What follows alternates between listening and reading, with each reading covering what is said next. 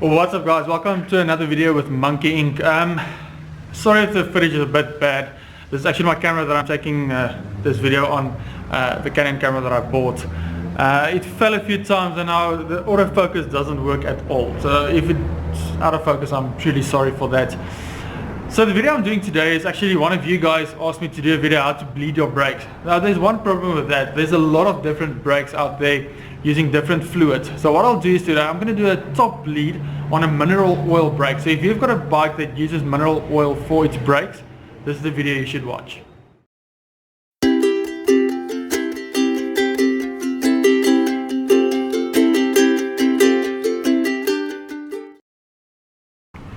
Alright guys, so the video I made yesterday, or the previous video that you guys were watching, I showed you how to swap your brake lines on your bike, to swap the left to the right and the right to the left.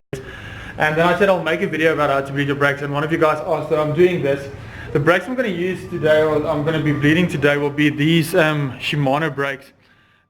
Alright guys, so the fluid I'm going to use for this one, like I said, it has to be mineral oil.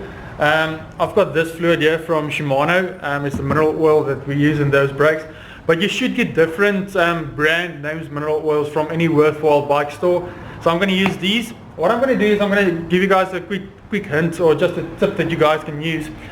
Your rear brake at the back, what you can do is just to make sure that you're actually getting the level that you require. When your bike's on a stand, I've got this big one here, so I'm very lucky, but if you can get your bike to a point, like I said, where the brake lever will be higher than your caliper, it's perfect. But what you can do is loosen your caliper, let it hang from the frames. You've got that extra bit. If you've got cable ties, take them off. I mean, you can always just replace the cable tie so that it hangs, so that you make sure all the bubbles go to the top of the on the reservoir on your brake lever. Now remember, I'm just going to do a top bleed. There are different ways and I'll explain them later in the video, but yeah, let's get to this quickly.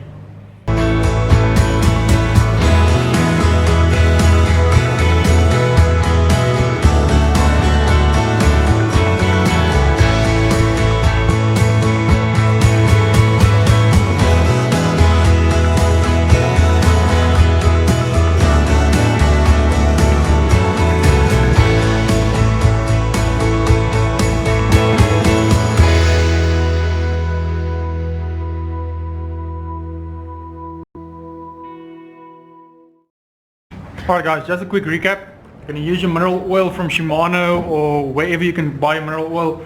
Then there's one thing you guys need to know or need to remember when bleeding your brakes, and you've got one of these little things. Let me see if I can focus that real quick for you. One of those little things there, that's how they look. Depending on what brake you're going to bleed, remember to always use this. It's a pressure block. You're going to put it into, you're going to take out your brake blocks, put this in, and then when bleeding your brakes, you know it will be exactly the right width, the pistons on that brake. If you don't have one of these and you're doing this at home, obviously I'm going to advise you guys to leave the brake caliper on the rotor.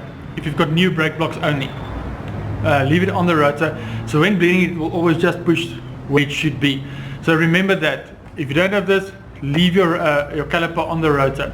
And then what you can use to apply your mineral oil, or whatever oil you're going to use, this one I use for my mineral oil in this video. You can get a little syringe anyway, so use one of these, and then let me show you guys how this is going to work. Alright, so the first thing you're going to do is get your bike to a point where the caliper is a lot lower than your reservoir. You're going to take your Allen key, loosen the bolt for this one, get your brake where it's nice and level. We're going to loosen this little screw right there. And remember, this is just a top bleed. It's not a full bleed of your brake. If this doesn't work, you'll have to take it to your bike store. Otherwise I will make a video about to do a complete bleed of this brake. The thing is just there's so many different types of brakes and ways to bleed them. Shimano, for instance, you're going to do a gravity bleed. You're going to have a little cup that actually screws on here, and you're going to throw fluid in there. You've got your little bottle at the bottom. You're going to open the valve at the bottom, and then you're going to let the fluid run all the way through, getting all the old fluid out, all the new fluid in. You'll see all the bubbles coming out. This is literally just a top bleed to get you to a point where your brakes are nice and pulling strong again. So yeah, so what you're going to do is just loosen here real quickly. I get my Allen key. On we go. Just going to screw that one there. I'm going to unscrew that real quick. Make sure you've got that little rubber seal on there. You don't want to lose that. And then what you'll do is you'll actually see when bleeding your brake. I'm going to try to show you guys real quick. It's going to be difficult with one hand. When pulling your brake lever, you'll see some bubbles come out there. Let me see if I can just focus on that for you guys. There will be some bubbles appearing there when you pull the brake.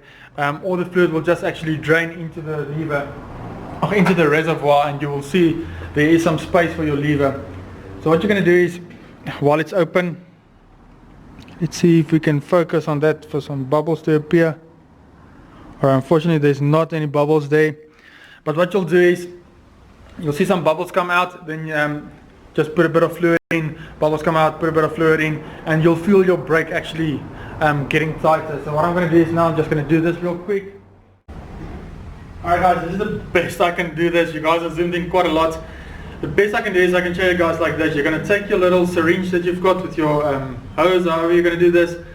You're going to pull your brake, and just little by little you're going to just insert some fluid in there.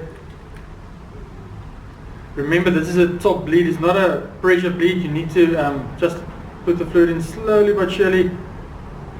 As you do that, you'll see it fills up. You're going to pull it again. So there's some of the bubbles comes out, and it actually, the fluid just, the level goes down a bit, so there's still space for some fluid. You do that again, then another bubble comes out. You're just going to keep on doing this. Remember, you're only going to do a top bleed if you've got new brake pads, but it still feels that there's not enough pressure on your lever here. Okay, there comes a little bubble and another one.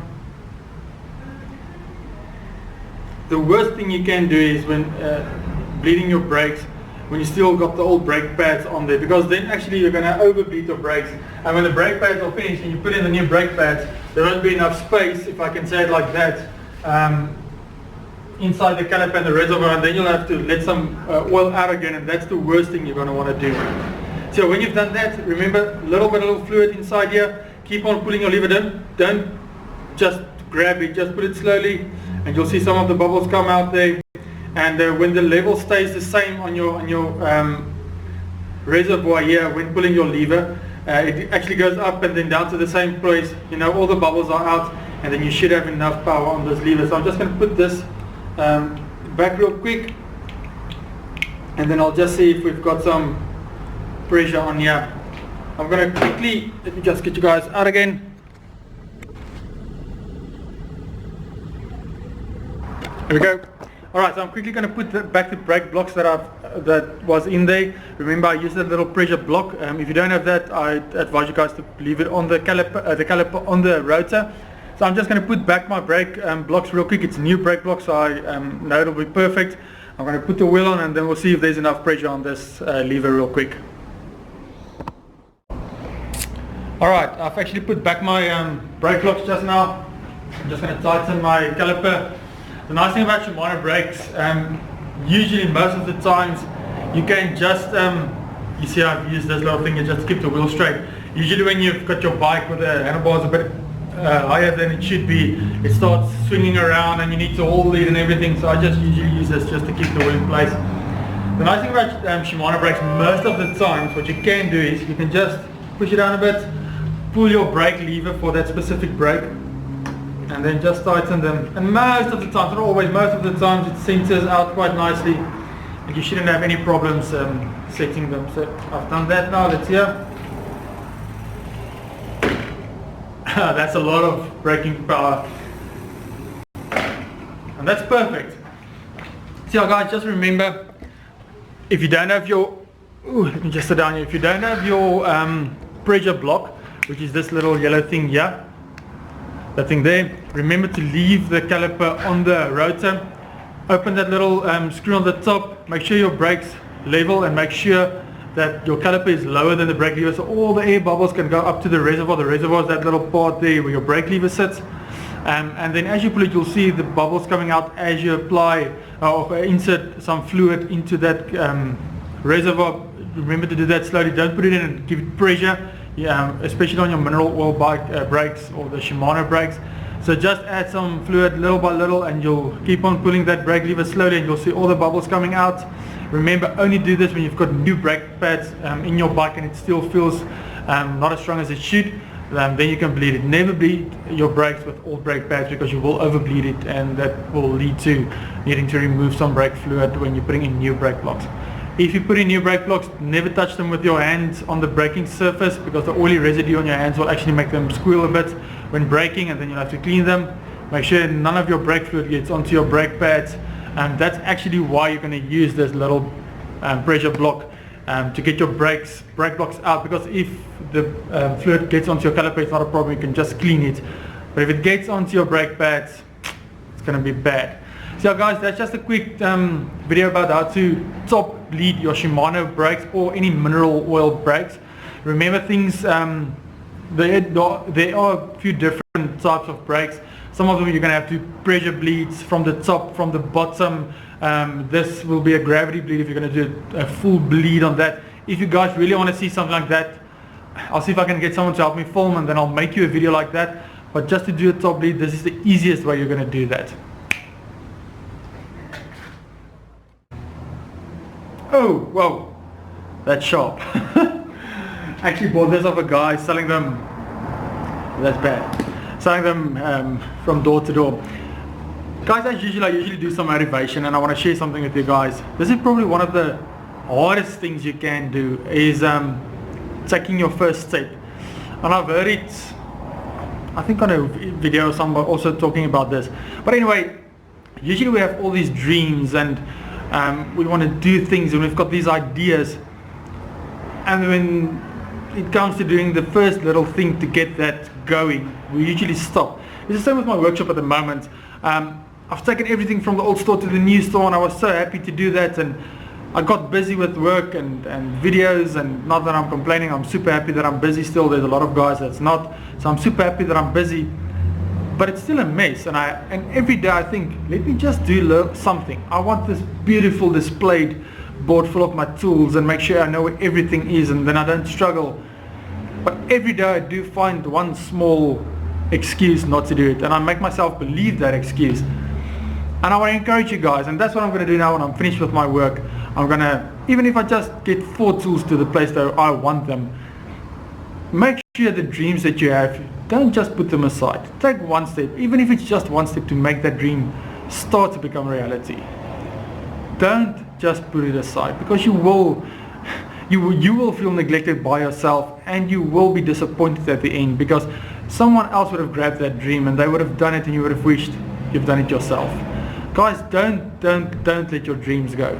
Always follow them, and if you need help, talk to somebody who might help you, or might be able to help you, and share that. Never back down from a challenge. Do your dreams, and I think if we all just do what we need to do, the whole world will just be a whole lot better place. Guys, be strong, stay safe, and really so much has happened this last few months that I've started this YouTube channel, and I'm sharing most of it with you guys, and there's a lot that I still can share, and I want to do daily vlogging, and that's one of those things I'm scared that maybe the guys won't find it interested.